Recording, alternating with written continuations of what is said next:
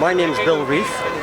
I'm from Aberdeen, and I am delighted to have received Best in Show for my 1964 Norton Atlas. Tell us a little bit about the history of the bike. Well, the bike was built in 1964, and I bought it from a firm called Pride and Clark's, which no longer exists in London. What year was that you bought it? 1966, because I needed a bigger bike because my wife and I toured the continent, and we needed a big bike to do it with, and this was the one.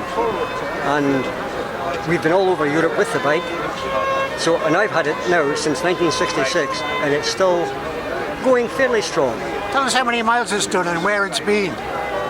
Well, it'd be easier to say the places it hasn't been really. Hasn't been to Russia. But it's been on every continental Europe that I can think of. The mileage, thousands. Don't count it, just do them.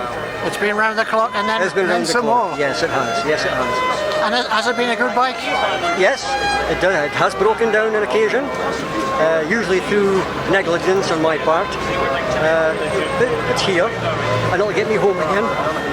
There you go. And how long have you been a motorcyclist? I bought my first bike in 1958, and it was a 350 Royal Enfield Model G, which won't mean much to you, but it's worth a few £1,000 now.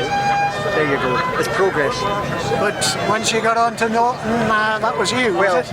When we went to the continent the first time, my wife and I, in 1963, it was in a 350 Royal Enfield Bullet. It's for two adults, and the tents, and the sleeping bags, and the equipment. The bike just wasn't big enough. I needed something bigger, and the Atlas suited us just fine. So how long do you think it will go on? Longer than me, probably. And what do you think about this particular rally? Have you been here before? Yes, I was here 6 years ago. It's the last time the Norton Owners Club was here. And the weather was better last time? The sun was shining then, yeah. But you can't depend on the sun, so if you did that, you would never go anywhere, would you? And it's been good, has it? It has, yeah. I've also sat today in the car, northwest. Luckily that didn't rain, and it just rained. My name's Alan Clark. This is my Norton, one of two Nortons that I have. It was built up out of spare parts. The frame's 1956, the engine's 1960, and I've had it something like 10 years. You put a lot of work into it yourself then, have you? Yeah. I built it entirely. From scratch? Yeah. So how long did it take you to put together? Ages and ages, because I have other motorbikes. So it's a labour of love, basically. And what is it about Norton that makes it stand out from other bikes? I suppose I've had a 500 Norton for some years, and as a result of owning that, spare parts came my way, so I bought them, and eventually I had enough to build this one. That's all I can say, really. I've enjoyed it, I enjoyed building it, and I enjoy riding it tremendously. It's very slow, because the engine is more capacity, it's 350cc, and it's not meant to be a sports bike. It is a ride-to-work bike, if you like, or was originally. And what do you make of this rally then? It's fine. I've been here before. I was here for the previous rally, 2013, I believe. And the weather hasn't put you off this time? No. The people here are like a hardcore of rallyists, and you see many of the same faces at each venue, which can be anywhere. Every year there's a Norton rally in a different European country. This year it was Holland, last year it was Austria, France I think the year before. 3 of us from my local branch went to the Dutch June, and it was superb. The weather was great, catering was good, excellent.